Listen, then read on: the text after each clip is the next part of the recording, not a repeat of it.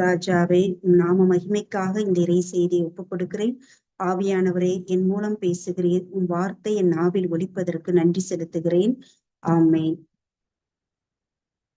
Price Lord brothers and sisters, எல்லாரும் நல்லா இருக்கீங்களா? Praise Lord sister. கடவுள் கிருபையில நாமெல்லாம் நல்லா இருக்கோம். கடவுள் கிருபையில ஆசீர்வாதமா இருக்கிறோம் சிஸ்டர். Price Lord. கடவுளுக்கு நன்றி. இன்னைக்கு நம்ம தியானிக்க எடுத்துக்கொண்ட இறை செய்தி என்ன அப்படின்னு சொன்னா, தெய்வ பயம். எதை குறிச்சு தியானிக்க போறோம்னா தெய்வ பயம். இந்த தெய்வ பயத்தை குறிச்சு நம்ம தியானிக்கிறதுக்கு முன்னாடி நம்ம இந்த உலகபூர்வமான ஒரு பயம்னா என்ன, அந்த பயம் நமக்கு ஏன் வருது அப்படின்னு பார்ப்போம். உலகபூர்வமான பயம்னா நம்மள இந்த வாழ்க்கையில நம்ம குடும்பத்தை குறிச்சு, குழந்தைகளை குறிச்சு, நம்ம உடல் நலத்தை குறிச்சு, பணித்தளங்களை குறிச்சு ஏதோ ஒரு விஷயத்துல ஒரு பயம் நமக்கு வருது அப்படின்னா அதுதான் உலகபூர்வமான பயம். அப்ப அந்த இடத்துல நம்ம உண்மை அப்படின்னா என்ன அப்படின்னா, என்றும் மாறாத இறை வார்த்தை தான் உண்மை. அப்ப இந்த என்றும் மாறாத இறை வார்த்தைக்கு எதிரான ஒண்ணுதான் பொய். அதாவது இறை வார்த்தைக்கு முரண்பாடான ஒண்ணுதான் பொய். அப்ப எப்ப நம்ம இந்த பொய்யை அனுமதிக்கிறோமோ, அதாவது இறை வார்த்தைக்கு முரண்பாடான ஒரு விஷயங்களை நம்ம உள்வாங்குறோம், கேட்கிறோம், பாக்குறோம் அப்படின்னா அப்ப நமக்குள்ள பயம் வருது இல்லையா? இந்த பயம் நமக்கு அவ்விசுவாசத்தை உண்டாக்குது இல்லையா? கவலை வருது, டிப்ரெஷன்ல போறோம். அப்ப நமக்குள்ள சாத்தான் உட்காரான், வேலை செய்ய ஆரம்பிக்கிறான். அப்ப இந்த இடத்துல நம்ம இந்த உலகம் பயம் ஏன் நமக்கு வருதுன்னா, இறை வார்த்தைக்கு முரண்பாடான பொய்யான விஷயங்களை நம்ம உள்வாங்கிறதுனால. அப்ப ஒரு பிரச்சனை, நம்ம உலகத்துல ஒரு பிரச்சனை, போராட்டம், சோதனையின் போது நம்ம அதை மகிழ்ச்சியோடு எப்படி எதிர்கொள்றது? யாக்கோப்பு 1 2வது அதிகாரம் 2வது வார்த்தையில பார்த்தனா இருக்கும், சோதனை நேரத்துல நீங்க மகிழ்ச்சியோட இருங்க. இப்ப நம்ம பிரேஷன் வர்ஷிப் பார்த்தோம், அத்திமரம் துளிர் விடாமல் போனாலும், திராட்சை கொடி பலன் கொடுக்காமல் போனாலும் கர்த்தருக்குள் மகிழ்ச்சியா இருப்பேன், என் தேவனுக்குள் நான் களி கூறுவேன். அப்ப எப்படி சோதனை நேரத்துல நம்ம அந்த சூழலை பார்த்து நம்ம பயப்படாம மகிழ்ச்சியோட இருக்க முடியும் துன்பத்துலையும் அப்படின்னா, அந்த சோதனைக்கான வெற்றி ஆல்ரெடி ஜீசஸ் எனக்கு பெற்று கொடுத்துட்டாரு சிலுவையின் மூலம். அது எப்பேற்பட்ட பிரச்சனை, போராட்ட, துன்பமா இருக்கட்டும், அதோட வெற்றி ஆல்ரெடி ஜீசஸ் எனக்கு பெற்று கொடுத்துட்டாரு. அப்ப என்னைக்கு நம்ம இந்த பிரச்சனையும் போராட்டத்தையும் அது உரிய சூழ்நிலையை பாக்குறோமோ அப்பக்கு பயம் வரும். ஆனா வெற்றியை நம்ம கடவுள் எனக்கு ஆல்ரெடி கொடுத்துட்டாரு அப்படின்ற வார்த்தையை நம்பும் போது, நம்ம எந்த ரிசல்ட், அந்த வெற்றி நம்ம கண்ணு முன்னாடி நிற்கும் போது நம்ம அந்த துன்பத்திலையும் மகிழ்ச்சியா இருக்க முடியும். அப்ப இதுதான் உலகத்தரமான பயம் நமக்கு வராம இருக்கணும் அப்படின்னா, இறை வார்த்தைக்கு முரண்பாடான விஷயங்களை தவிர்க்கணும், இறை வார்த்தையை மட்டுமே போக்கஸ் பண்ணணும், நம்பணும். அப்ப இந்த இடத்துல அடுத்து தெய்வ பயம் அப்படின்னு சொன்னா, தெய்வ பயம் அப்படின்றது என்ன? உங்க பிரதர்ஸ் அண்ட் சிஸ்டர் சொல்லுங்க, உங்களுக்கு தெரிஞ்சதை சொல்லுங்க. தெய்வ பயம் அப்படின்னா என்ன? நிறைய பைபிள்ல படிச்சிருக்கோம், கடவுளை குறித்த அச்சம், பயம் சொல்லி. அது என்ன உங்களுக்கு தெரிஞ்சதை சொல்லலாம். தெய்வ பயம் ஞானத்தின் ஆரம்பம். அது ஞானத்தின் ஆரம்பம். அது ஓகே. அது பயம்னா என்னன்னு கேக்குறேன். தெய்வ பயம்னா என்ன? கடவுளுடைய வார்த்தையை கீழ்ப்படிதல். ஆமென். Praise the Lord. ஓகே, வேற?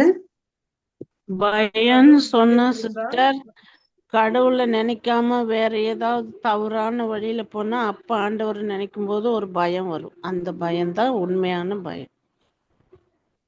அந்த பயம் ஏன் சிஸ்டர் வருது?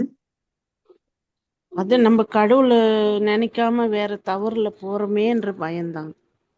நம்மள என்ன சொல்லுவாரோ, என்ன பண்ணுவாரோன்ற பயம்தான். பாவத்துல விழுவோமோ, தண்டிச்சிருவாரோ தண்டிப்பார். ஆமா, தண்டிப்பாருன்ற பயம்தான். தெய்வ பயம்னா என்ன அப்படின்னா, நம்ம திருச்சபை நமக்கு 2 வகையா சொல்லுது தெய்வ பயத்தை. செர்வைல், SERVILE, செர்வைல், அடிமை. அதாவது இந்த வார்த்தை லத்தீன் வார்த்தையிலிருந்து எடுக்கப்பட்ட ஒரு வார்த்தை. செர்வைல் அப்படின்னா, கடவுள் என்னை தண்டிச்சிருவாரோ, நரகத்துல போற்றுவாரோ அப்படின்றதுனால வரக்கூடிய தெய்வ பயம். செர்வைல் அப்படின்னா, கடவுள் தண்டிச்சிருவாரோ, என்னை நரகத்துல போற்றுவாரோ அப்படின்ற ஒரு பயத்தினால், அதனால வரக்கூடிய ஒரு தெய்வ பயம்தான் இந்த செர்வைல், அடிமை. இது ஒரு தவறான தெய்வ பயம். அப்ப அடுத்து இன்னொன்னு என்னன்னா பிலியல், FILIAL, பிலியல் அப்படின்னா மகன் மகள். நான் கடவுளுடைய மகன் மகள் என்கிற அன்பினாலும் மரியாதையினாலும் வரக்கூடிய தெய்வ பயம். இதுதான் உண்மையான சரியான தெய்வ பயம். அப்ப 2 வகையான தெய்வ பயம். ஒண்ணு சர்வைல், அதாவது நான் கடவுள் என்னை தண்டிச்சிருவாரோ அப்படின்றதுனால வரக்கூடிய தெய்வ பயம். இது தவறான தெய்வ பயம். பிலியல் அப்படின்னா நான் கடவுளின் மகன் மகள் என்கிற அந்த அன்புனால மரியாதையினால வரக்கூடிய பயம்தான் பிலியல். இது இந்த தெய்வ பயம் சரியானது, உண்மையானது. அப்ப இதுல ஃபர்ஸ்ட் நம்ம இந்த செர்வைல் ஃபியரை பார்ப்போம். அதாவது கடவுள் தண்டிச்சிருவாரோ அப்படிங்கிற ஒரு தவறான பயம். நம்ம ஏன் அப்படி கடவுள் தண்டிச்சிருவாரோ, இப்ப நான் தப்பு செஞ்சா என் நரகத்துக்கு போயிருவனே, என் நரகத்துல போட்டுருவாரோ. இப்ப தப்பு செஞ்சா நம்ம நரகத்துக்கு போகுன்றது உண்மைதான். ஆனா அதனால நம்ம கடவுள் மேல வருகிற பயம் ஒரு தவறான பயம். இப்ப இந்த இடத்துல நம்ம ஒரு எக்ஸாம்பிள் பார்க்கலாம். அப்படின்னா நம்ம பாவ சங்கீதனம் எடுக்கிறோம் இல்லையா? நம்ம பாவ சங்கீதனத்திலே 3 வகையான பாவ சங்கீதனம் உண்டு. நல்ல பாவ சங்கீதனம், கெட்ட பாவ சங்கீதனம், கள்ள பாவ சங்கீதனம். இப்ப நல்ல பாவ சங்கீதனம்னா நான் என்னோட தவறால கடவுளை இவ்வளவு காயப்படுத்திட்டனே, கஷ்டப்படுத்திட்டனே, நோக செய்துட்டனே அப்படின்ற அந்த அன்பால மரியாதையால போய் நம்ம தவற உணர்ந்து எடுக்கும் போது, பாவ சங்கீதனம் எடுக்கும் போது, அப்ப அந்த என்ன பண்ணுது, அதுல அந்த தவறை மீண்டும் செய்ய முடியாத அந்த கிருபை அருள் அந்த பாவ சங்கீதம் நமக்கு கொடுக்கப்படுது. அந்த திருவருட்சாதனத்துல நமக்கு கொடுக்கப்படுது. ஆனா கெட்ட பாவ சங்கீதனத்துல என்னது, கடவுள் என்னை தண்டிச்சிருவாரோ அப்பயோ அப்படின்னு சொல்லி பயத்துல போய் நம்ம எடுக்கிற பாவ சங்கீதனம் கெட்ட பாவ சங்கீதனம். இதுல நமக்கு அந்த அருள் கொடுக்கப்படல. அதனாலதான் கொஞ்ச நாள் இருக்கும், திரும்ப அதே பாவத்துல நம்ம மீண்டும் விழுகிறோம். ஏன்னா அப்ப தண்டிச்சிருவாரோன்னு போய் எடுக்கக்கூடிய பாவ சங்கீதனம். 3வது கள்ள பாவ சங்கீதனம். ஏதாவது வயதான ஃபாதர்கிட்ட, காது கேட்காதவர்கிட்ட போய் சொல்ல வேண்டியது, நம்ம முக்கியமான பாவம் இருப்ப சவுண்டை குறைச்சு மெதுவா சொல்றது, அல்லது சில பாவங்களை அறிக்கிட்டு சில பாவங்களை விட்டுட்டு வர்றது. இந்த கள்ள பாவ சங்கீதனமே ஒரு பெரிய பாவம். அப்ப இந்த மாதிரி எப்படி இதுல நம்ம நல்ல பாவ சங்கீதனம் இருக்கு. அப்படி அதே மாதிரி தெய்வ பயத்திலையும் நம்ம அன்பாலையும் மரியாதையால வருகிற பயம்தான் உண்மையான தெய்வ பயம். அதான் பிலியல் ஃபியர். நம்ம செர்வைல் ஃபியர்ல செர்வைல் ஃபியர், அதாவது தண்டிச்சிருவாரோன்னு வர்ற பயம் எப்படி இருக்கும் அப்படின்னா, என்னை நரகத்துல போற்றுவாரோ, ஐயோ இந்த தப்பு பண்ணிட்டேன்னு இதனாலதான் இந்த பிரச்சனையோ அப்படின்னு பயத்தினால வர்றது, ஒரு அச்சத்தினால, அதனால வரக்கூடிய தெய்வ பயம். இதுக்கு நம்ம எக்ஸாம்பிள் பார்த்தோம்னா தொடக்க நூல் நம்ம ஆதாம் எடுத்து பார்த்தோம்னா 3வது அதிகாரத்துல நம்ம ஆதாம் என்ன சொல்லுவாரு, நம்ம இந்த கனியை சாப்பிட்டதுக்கு அப்புறம் கடவுள் உலாவி வருவாரு தோட்டத்துக்குள்ள. அந்த ஒளியை கேட்டு ஆதாம் போய் மரத்துக்கு முன்னாடி ஒளிஞ்சிருவாரு. அப்ப கடவுள் எங்க இருக்க, மனிதா எங்க இருக்கேன்னு கேட்கிறப்ப அவர் என்ன சொல்லுவாரு, உன் குரல் ஒலியை நான் தோட்டத்துல கேட்டேன், அதனால எனக்கு அச்சமாக இருந்தது, அப்படின்றாரு. அப்ப இந்த இடத்துல ஆதாமுக்கு வந்த பயம் என்ன, தண்டிச்சிருவாரோன்ற பயம். அதாவது எங்க நான் பார்த்த கடவுளுடைய வார்த்தையை நான் கீழ்ப்படியல, அவர் முன்னாடி போய் நிக்க முடியல, எங்க என்னை தண்டிச்சிருவாரோ அப்படின்றதுனால ஒரு செர்வைல் ஃபியர், அதாவது தண்டிச்சிருவாரோன்றனால வருகிற பயம். இது ஒரு தவறான பயம்.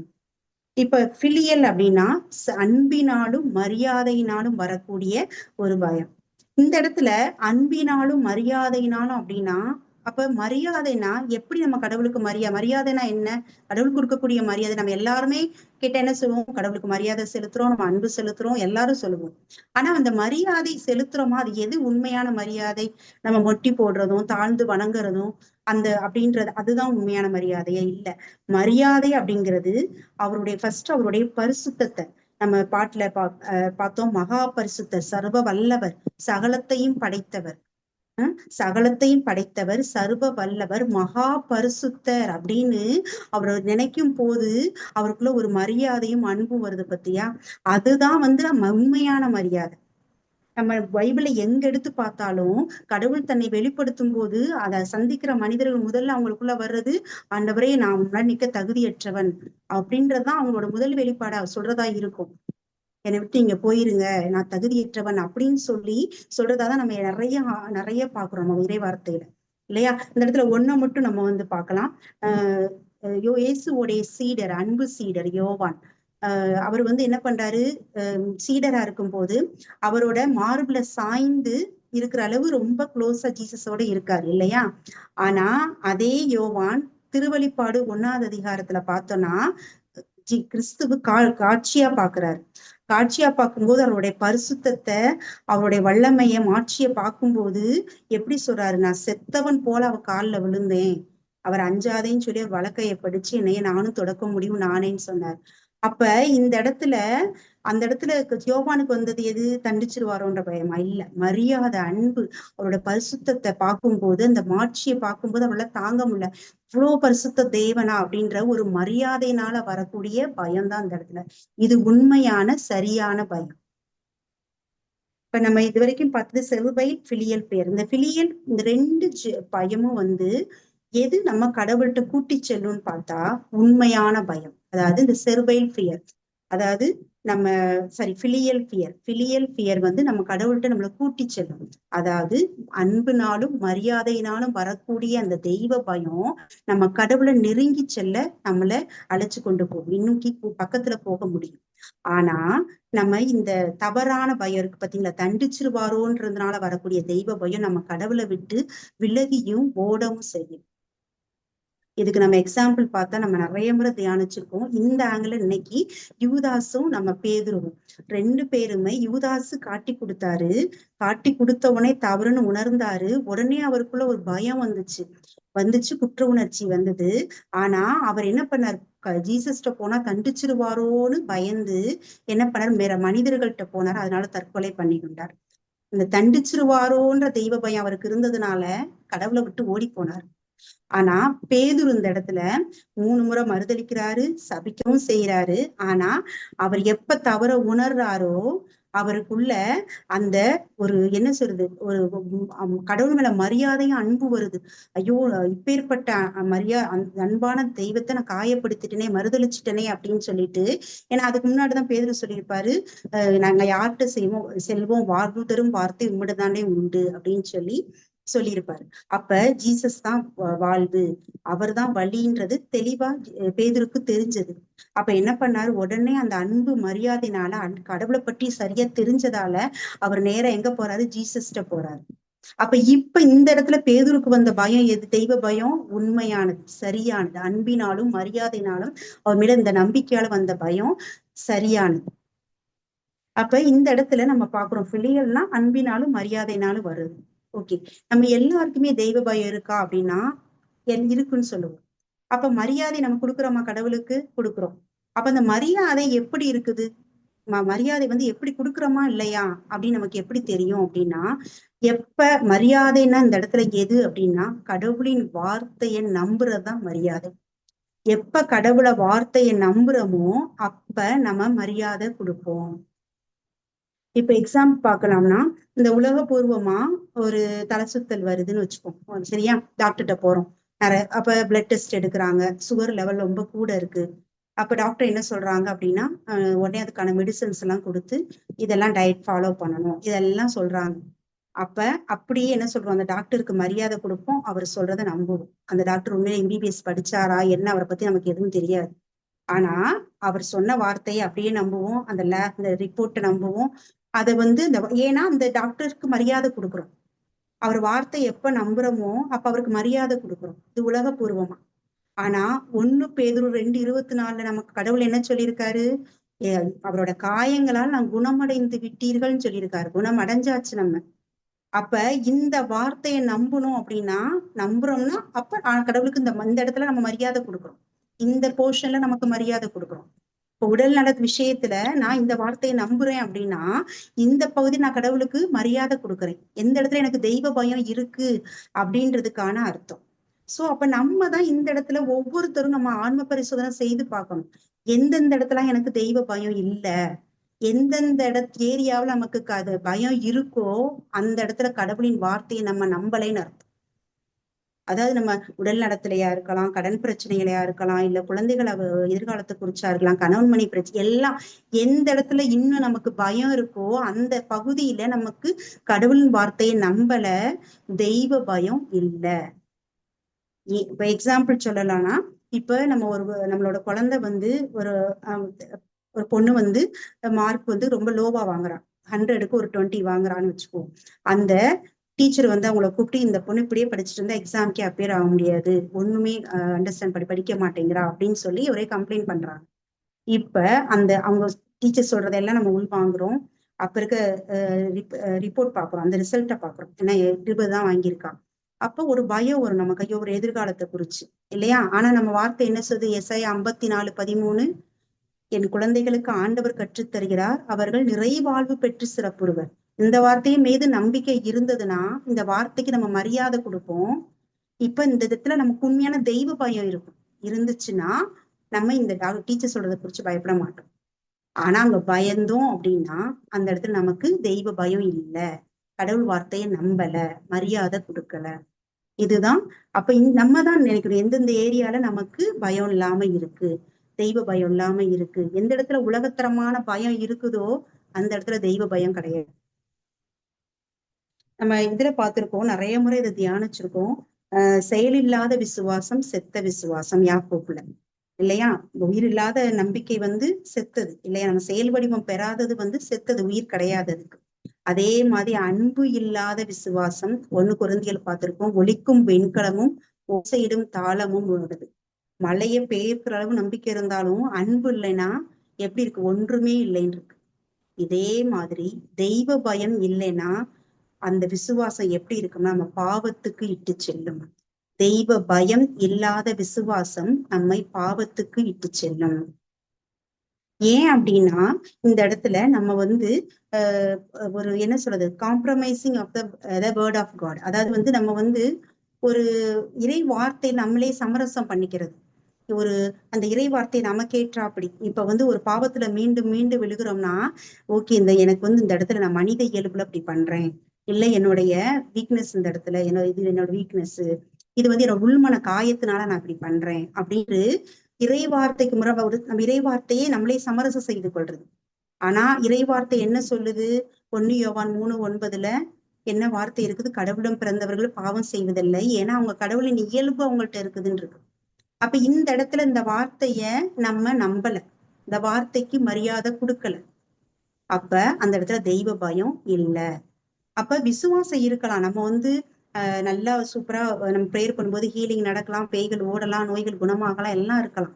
ஆனா தெய்வ பயம் இல்லைன்னு வச்சுக்க, அந்த இடத்துல அந்த விசுவாசம் எப்படி இருக்கு? நம்ம பாவத்துலதான் இருக்கும். அப்ப இந்த இடத்துல தெய்வ பயங்கிறது என்னது? வார்த்தையின் மீது உள்ள வார்த்தையை நம்புவது, கடவுளின் வார்த்தையை அப்ப எல்லா போர்ஷன் நம்பிக்கை. இப்ப ஹீலிங்ன்றது ஒரு போர்ஷன், எல்லா இடத்துல எல்லா பகுதியிலையும் நம்பிக்கை இருக்கணும், முழுமையடையணும். அப்ப எந்தெந்த ஏரியால எனக்கு இன்னும் பயம் இருக்குது, எந்தெந்த இடத்துல நான் கடவுளின் வார்த்தையை நம்பாம இருக்கணும், அந்த இடத்துல மரியாதை கொடுக்கல, தெய்வ பயம் இல்லை அப்படின்றத ஒரு இது நமக்கு புரிஞ்சுக்கலாம். நம்ம வந்து இந்த இடத்துல நம்ம வீக்கா இருக்கோம் அப்படின்னு சொல்லிட்டு. அடுத்து இந்த தெய்வ பயத்தால் வரக்கூடிய நன்மைகள். இந்த தெய்வ பயத்தால உண்மையான அந்த ஃபிலியல் ஃபியர், அன்பினாலும் மரியாதையினாலும் வரக்கூடிய அந்த தெய்வ பயத்தால நமக்கு வரக்கூடிய நன்மைகள் என்னன்னு பார்த்தா, நீதிமொழிகள் அதிகாரம் 9 இறைவார்த்தை 10. யாராவது ஒருத்தவங்க எடுத்தவங்க வாசிக்கலாம். நீதிமொழிகள் அதிகாரம் 9 இறைவார்த்தை 10.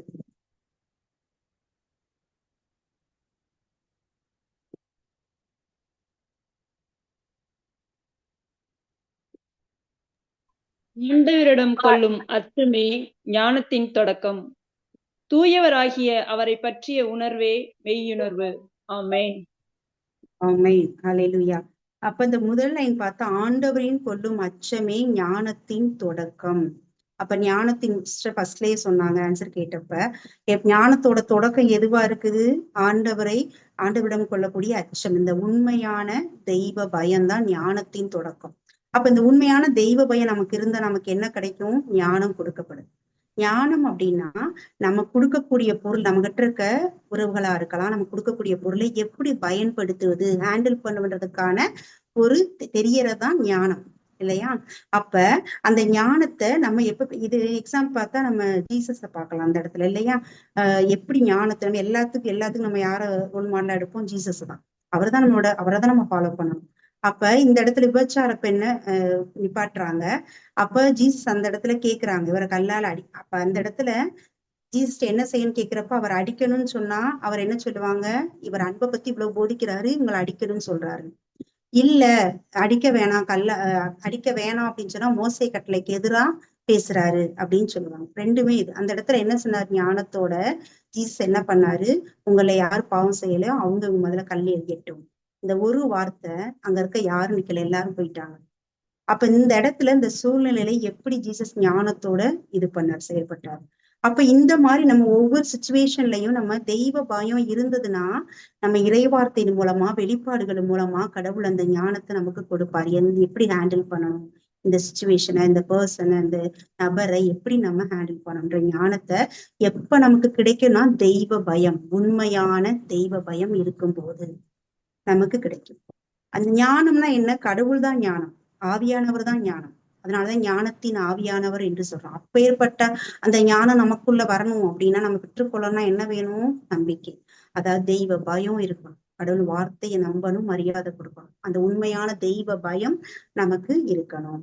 அப்ப உண்மையான தெய்வ பயத்தால வரக்கூடியது இந்த ஞானம். அதுலயே 2வது வார்த்தை பார்த்தா தூயவராகி அவரை பற்றிய உணர்வே மெய்யுணர்வு. அதாவது அவரை பற்றிய அறிவு. அதாவது கடவுளை பற்றி அறினா இயேசுவை பற்றி அறிவது, இயேசுவையே அறிவது. 2 இருக்கு. இயேசுவை பற்றி அறிவது, இயேசுவையே அறிவது. இயேசுவை பற்றி அறிவது அப்படின்னா அதுக்கு நம்ம பைபிள் படிச்சா நம்ம தெரிஞ்சுக்கலாம். இயேசுவை பற்றி, அவருடைய பிறப்பு, அவர் வாழ்க்கை, சிலுவை பாடுகள், ரட்சிப்பு எல்லாத்தையும் நம்ம பைபிள் படிப்பதன் மூலமா இயேசுவை பற்றி தெரிஞ்சுக்கலாம். ஆனா இயேசுவையே தெரிஞ்சுக்கணும்னா என்ன செய்யணும் அப்படின்னா எக்ஸ்பீரியன்ஸ் வித் காட். நம்மளோட பர்சனல் ரிலேஷன்ஷிப் எப்படி இருக்குது, ஜீசஸோட எப்படி நம்மளுடைய உறவு இருக்கு, தனிப்பட்ட உறவு. அப்படி அது மூலமாதான் நம்ம அதை தெரிஞ்சு கொள்ள முடியும் இல்லையா?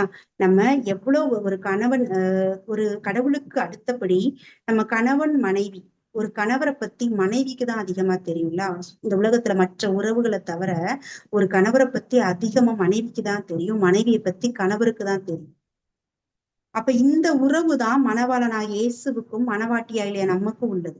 அப்ப என்னுடைய மணவாளனுக்கும் எனக்கும் என்ன உறவு? அந்த உறவுல நம்ம எந்த நிலையில இருக்கோம்? எப்படி எப்போதும் ஜீசஸோட பேசி அவர் குரலை கேட்க முடியுதா நம்மளால? அப்ப அந்த உறவு அது எப்ப கிடைக்கும்னா அந்த தெய்வ பயம், உண்மையான தெய்வ பயம் நமக்கு எப்ப நிறைவடையுதோ நம்ம என்ன பண்ணுவோம்? முழுமையா அவரோட உறவுல நெருங்கி இருப்போம், எப்போதும் அவரோட பேசுவோம், அவர் குரலை எப்பவும் நம்மளால கேட்க முடியும். அப்ப இதான் தெய்வ பயத்தால வரக்கூடிய முதல் நன்மை. 2வது, தெய்வ பயம் இருந்தா நம்ம தொடர்ந்து நம்ம பாவத்துல விழாம நிலைச்சு நிற்க முடியும். எப்படி அப்படின்னா நம்ம உலகப்பூர்வமா ஒரு அப்பா வந்து மகன் வந்து ஒரு தப்பு பண்றான் அப்படின்னா அப்பா தண்டிச்சிருவாரு, அடிச்சிருவாருன்ற பயத்தினால வரக்கூடிய வந்தா என்ன பண்ணுவான்? திருந்துவான். ஆனா அது எவ்வளவு நாள் இருக்கும்? 1 வாரமோ 1 மாசம் மீண்டும் அதே தப்புதான் பண்ணுவான். ஏன்னா அந்த மாற்றம் எதனால வந்ததுன்னா அப்பா தண்டிச்சிருவாரு, அடிச்சிருவாரே அப்படின்ற பயம். அதே அப்பா அந்த தப்பு பண்ணதுனால என் அப்பா அப்படி கஷ்டப்படுவாரே, ஐயோ மனசு அவளை நோக செஞ்சுட்டேனே அப்படின்ற அன்புலையும் அப்பா மேல இருக்க மரியாதையிலையும் அந்த பயம் மாறினா அப்படின்னா அவனால நிலைச்சு நிற்க முடியும். இதேதான் நம்ம இந்த கடவுள் உள்ள பயத்திலையும். நம்ம இப்போ ஒரு தியானத்துக்கு போறோம்.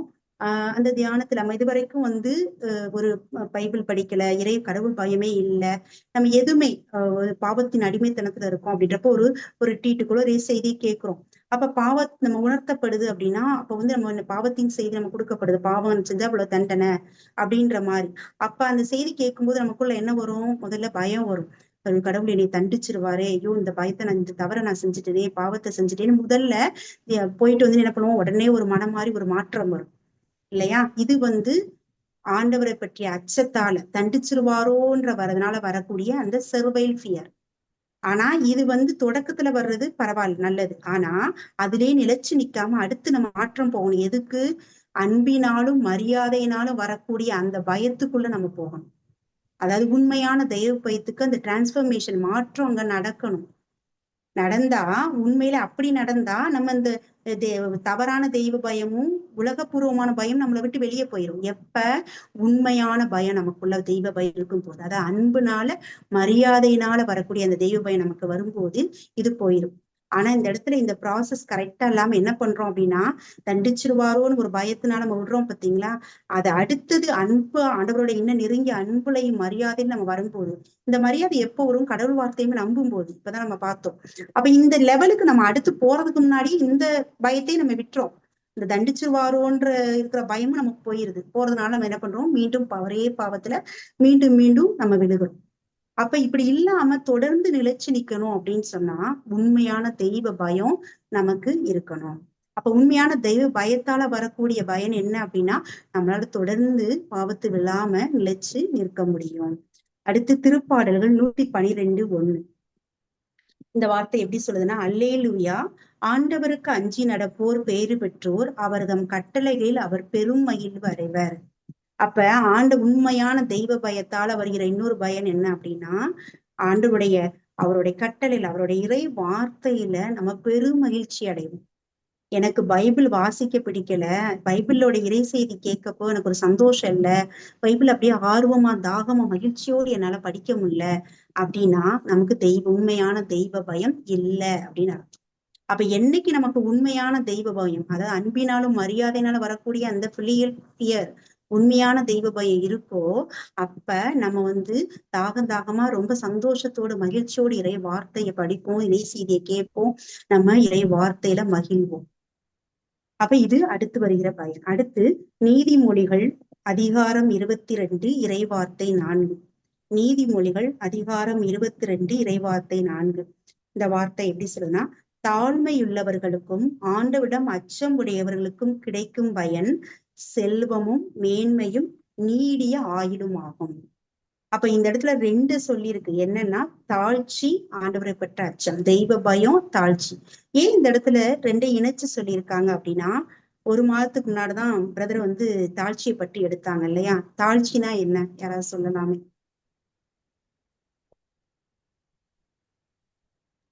எல்லா காரியங்களிலும் ஆண்டவரே சார்ந்திருக்கிறது தாழ்ச்சி, உண்மையான தாழ்ச்சி. ஆமென், பிரைஸ் தி லார்ட். அப்ப 100% முழுமையா கடவுளை சார்ந்து அவர் கட்டளை இறைவார்த்தை கீழ்ப்படிவது, இதுதான் தாழ்ச்சி இல்லையா? நம்ம இப்ப தெய்வ பயம்னா என்னன்னு பார்த்தோம். கடவுள் வார்த்தையை நம்புறது, அந்த வார்த்தைக்கு கீழ்ப்படிவது, மரியாதை கொடுக்கறது. இப்ப இது 2 ஒத்து போகுது, 2 ஒண்ணுக்குள்ள ஒண்ணு, தாழ்ச்சியும் தெய்வ பயமும். அதனாலதான் இது 2 இணையும் போது, 2 இருக்கும் போது, 2 தாழ்ச்சி இருந்தா தெய்வ பயம் இருக்கும், தெய்வ பயம் இருந்தா தாழ்ச்சி இருக்கும். இப்ப இது 2 இருக்கும்போது அங்க என்ன வருது? நமக்கு என்ன கிடைக்குது? செல்வமும் மேன்மையும் நீடிய ஆயுளும் சொல்லுது. இது எல்லாத்துலயும் முதல்ல ஆவிக்குரிய வாழ்க்கையில ஆரம்பிக்கும், அடுத்து ஆவிக்குரிய வாழ்க்கையில செழுமை கிடைக்கும், அடுத்து இந்த உலக வாழ்க்கையிலும் செழுமை அடைவோம் எல்லா பகுதிகளிலும். நம்ம 3 யோவான் 1வது அதிகாரத்துல பார்த்திருக்கோம் இல்லையா? ஆண்மலத்தோடு இருப்பது போல் உடல் நலத்தோடு இருக்கவும் அனைத்தும் இனிதே நிகழவும் நான் விரும்புகிறேன். அப்ப கடவுள் என்ன பண்ணும்? எல்லாமே எப்ப அது கிடைக்கும்? உண்மையான தெய்வ பயம் இருக்கும் போது. அடுத்து திருப்பாடல் 25:12. திருப்பாடல் 25:12 இந்த வார்த்தை என்ன சொல்லுதுன்னா, ஆண்டவருக்கு அஞ்சி நடப்பவர் எவரோ அவருக்கு தாம் தேர்ந்து கொள்ளும் வழியை அவர் கற்பிப்பார். இப்ப நம்ம நிறைய பேருக்கு கடவுளின் திட்டம் என் வாழ்க்கையில என்னன்னு தெரியல, எதிர்காலம் எனக்கு கடவுளை என் வாழ்க்கையில என்ன திட்டம் வச்சிருக்காருன்னு தெரியல அப்படின்னு நிறைய நேரம் நம்ம யோசிக்கிறோம். அப்ப உண்மையான தெய்வ பயம் இருந்தா நான் எங்க போகணும், என்ன செய்யணும், கடவுள் என் வாழ்க்கையில என்ன திட்டம் வச்சிருக்காரு அப்படின்றது தெளிவா தெரியும். அவர் கற்பிப்பாருன்னு இருக்குது, அவர் வழிய நமக்கு கற்பிப்பார். நம்ம ஆல்ரெடி நம்ம பார்த்திருக்கோம், இறை வார்த்தையால உள்ளம் புதுப்பிக்கப்பட அந்த வெளிச்சத்தை நம்ம கடவுளின் திட்டம் நம்ம வாழ்க்கையில தெரியணும். அதேதான் தெய்வ பயம்னா என்னது? கடவுள் வார்த்தையை நம்புவது, மரியாதை செலுத்துவது. தொடர்ந்து நம்ம கடவுள் வார்த்தையை நம்புறோம், மரியாதை செலுத்துறோம், கீழ்ப்படுகிறோம்னா அதனால இறை வார்த்தையால உள்ளம் புதுப்பிக்கப்பட்டே கொண்டிருக்குது. அப்ப நம்ம அந்த இதெல்லாம் ஒண்ணுக்குள்ள ஒண்ணு. அப்ப என்ன வருது? நம்மளுடைய கடவுள் திட்டம் என்னன்றது தெளிவா நமக்கு தெரியும். அப்ப உண்மையான தெய்வ பயம் இருந்தா கடவுள் திட்டம் என் வாழ்க்கையில என்ன அப்படின்னு சொல்லி நமக்கு ஆண்டவர் கற்பிப்பார், தெளிவாக நமக்கு அது தெரியும். இப்ப நம்ம எல்லாருமே இது வரைக்கும் பார்த்து செர்வைல் ஃபியர், அதாவது பிலியல், அதாவது கண்டிப்பதனால வரக்கூடிய பயம், தெய்வ பயம் தவறானது. அதாவது அதே மாதிரி அன்பினாலும் மரியாதையினாலும் வரக்கூடிய தெய்வ பயம் உண்மையான தெய்வ பயம், சரியானது.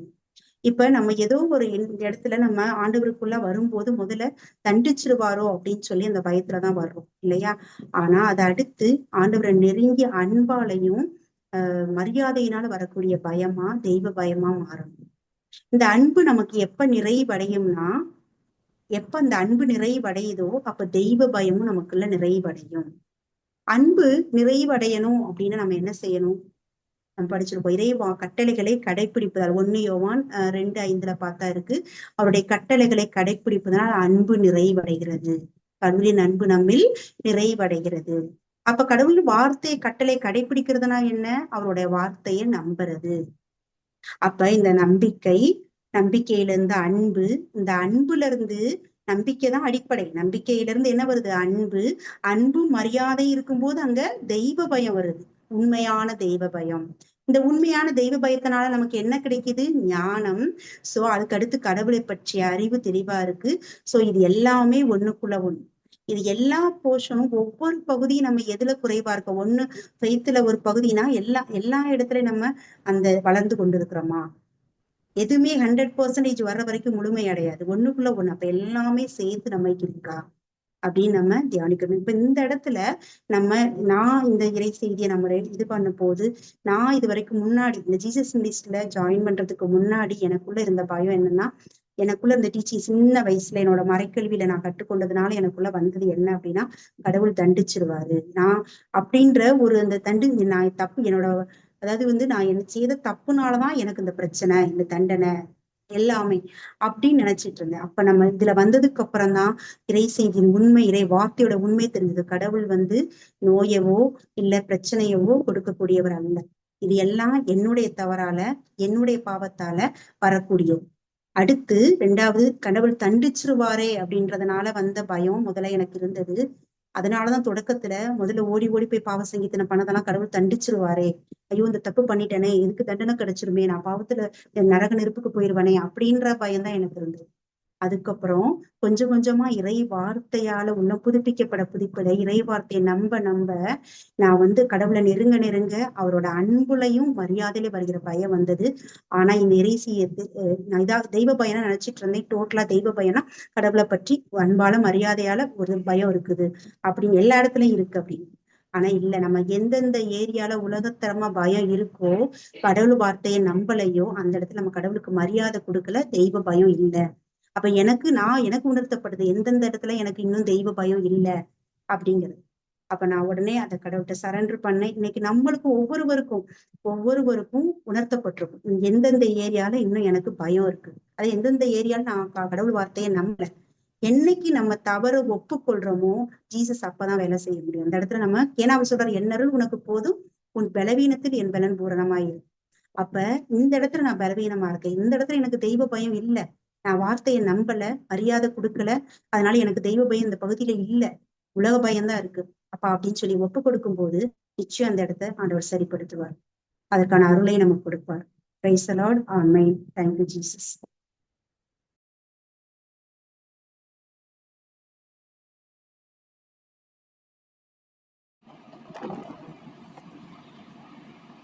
பிரதர்